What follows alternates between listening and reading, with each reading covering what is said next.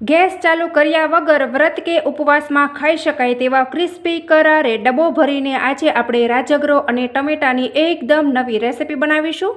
તો આ રાજગરો અને ટમેટાની રેસિપી એટલી ટેસ્ટી અને લાજવાબ બનીને થશે ને જેમાં તમારે ટેસ્ટમાં કોઈ જ કોમ્પ્રોમાઇઝ નહીં કરવું પડે। તો આ વિડીયો તમને બધાને ખૂબ જ પસંદ આવવાનો છે અને જો તમને પસંદ આવી જાય ને તો વિડીયોને એક લાઇક અને ચેનલને સબસ્ક્રાઈબ કરી દેજો। તો ચાલો શરૂ કરીએ આજની આ રેસિપી। તો સૌથી પહેલાં અહીંયા આપણે રાજગરો અને ટમેટાની રેસિપી બનાવવા માટે આપણે જોઈશે રાજગરો અને ટમેટા। તો અહીંયા તમે તમારા હિસાબથી વધારે કે ઓછી કરી શકો છો। તો આપણે રેસિપી બનાવવામાં જરા પણ વાર નથી લગાડવી। તો આ બંને વસ્તુને આપણે મિક્સરમાં પીસી લેશું અને પછી મળીશું પાછા। તો જુઓ હવે અહીંયા આ બંને વસ્તુને મેં સરસ રીતે પીસી લીધી છે। આ આપણે રાજગરાનો લોટ છે અને આ ટમેટાની પ્યુરી છે। તો સૌથી પહેલાં જે આપણે રાજગરાનો લોટ છે એ મોટા બાઉલમાં ટ્રાન્સફર કરી દેશું અને હવે એની અંદર જે ટમેટાની પ્યુરી છે એ પણ મિક્સ કરી દેશું અને હવે આપણે એની અંદર ટેસ્ટ અકોર્ડિંગ મીઠું એડ કરવાનું છે। જો તમે ફરાળમાં ઉપયોગમાં લેતા હોય તો તમારે અહીંયા સિંધા નમક એડ કરવાનું છે। તો હું અત્યારે સાદા નમકનો ઉપયોગ કરું છું અને હવે આપણે આની અંદર પાણી નાખી એકદમ પતલું ઘોળ બનાવવાનું છે। વિસ્કરની મદદથી સરસ રીતે હલાવી લેશું।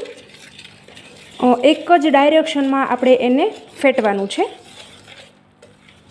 અને પાણી ઓછું લાગે તો ફરી વખત આપણે પાણી એડ કરીશું। તો અહીંયા તમે જોઈ શકો છો કે મેં એકદમ પતલું ઘોળ બનાવીને તૈયાર કરી લીધેલું છે। હવે આપણે આને સાઈડમાં કરી દઈશું અને આપણે જઈએ ગેસ તરફ।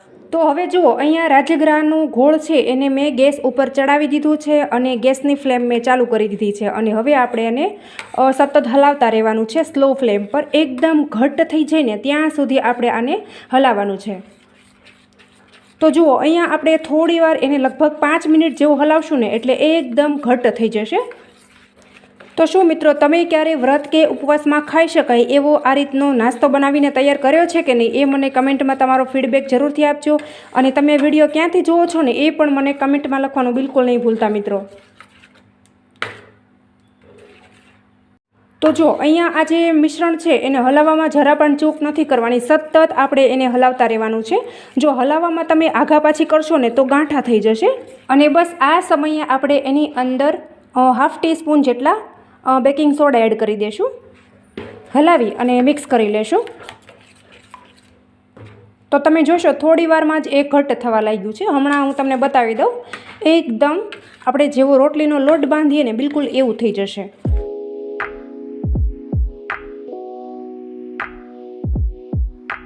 તો હવે જુઓ અહીંયા જે આપણું મિશ્રણ હતું એ આ રીતે એકદમ ઘટ્ટ થઈ ગયું છે। હવે જે આ મિશ્રણ છે એ હાથ સાથે ચોટે નહીં એના માટે અહીંયા આપણે તેલ ઉમેરી દઈશું। આ રીતે વિસ્કરથી આપણે સ્મૂથ કરી લેશું।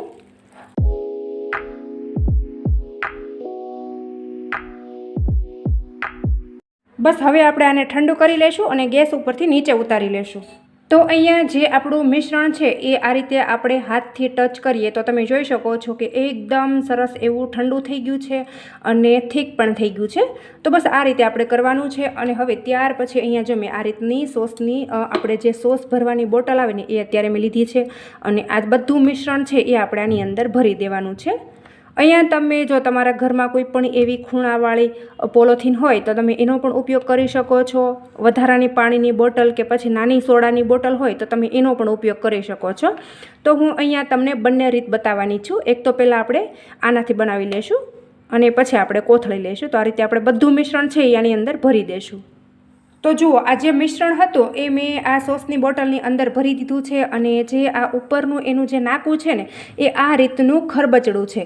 તો આપણે જે રેસિપી બનાવવાની છે ને બસ એ આ રીતનું આપણે ઢાંકણેનું કરવાનું છે એટલે એકદમ સરસ જે બજારમાં મળે ને એવી જ આપણી રેસિપી બનીને તૈયાર થશે મિત્રો।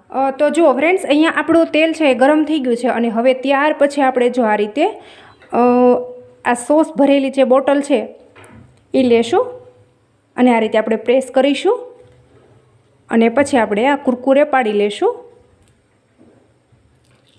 તો જુઓ આમાં તો આપણે બહુ જ વાર લાગે છે અને એને દબાવવું પણ વધારે પડે છે, એટલા માટે હું તમને અહીંયા એક બીજું કુરકુરે છે એ કોથળીમાં પાડીને પણ બતાવી દઈશ।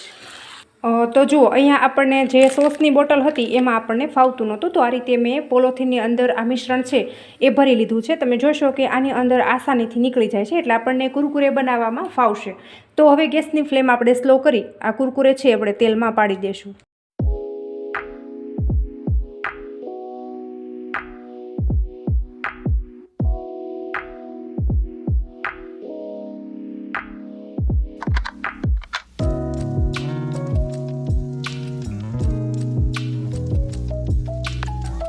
અને આની બીજી મજેદાર વાત એ છે કે ઘરમાં રહેલા ઇન્ગ્રેડિયન્ટ્સમાંથી આ કુરકુરે છે ફટાફટ બની જાય છે.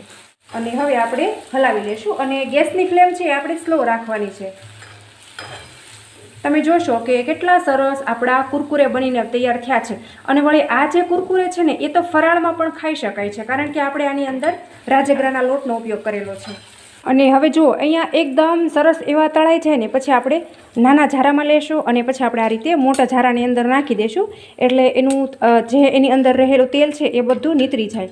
તો તમે જોઈ શકો છો કે એ કેટલા સરસ બનીને તૈયાર થયા છે. આ વળી ફરાળમાં પણ ખાઈ શકાય છે.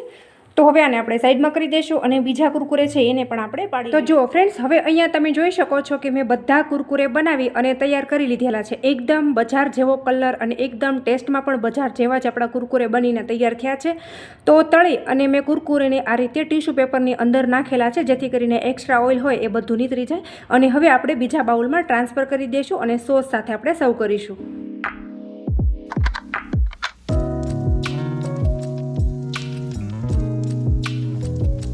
તો જુઓ, હવે મારી જે નાની બેબી છે ને એ બજારના કુરકુરે ખાવાનું ખૂબ જ પસંદ કરે છે. અને જ્યારે એ બજારના કુરકુરે ખાય છે ને ત્યારે એને ગળામાં ઇન્ફેક્શન લાગી જાય છે. તો મેં વિચાર કર્યો કે હું ઘરે કુરકુરે બનાવીને તૈયાર કરું, જે હેલ્ધી પણ હોય અને ટેસ્ટી પણ હોય. તો અત્યારે મેં રાજગરાના લોટ અને ટમેટામાંથી આ ફરાળી કુરકુરે બનાવીને તૈયાર કર્યા છે. તો તમને મારી આજની આ રેસિપી કેવી લાગી ને એ મને કમેન્ટમાં તમારો ફીડબેક જરૂરથી આપજો. અને તમે વિડીયો ક્યાંથી જુઓ છો ને એ પણ મને કમેન્ટમાં લખવાનું બિલકુલ નહીં ભૂલતા. ફરી મળીશું એક નવા વિડીયો સાથે. Thank you.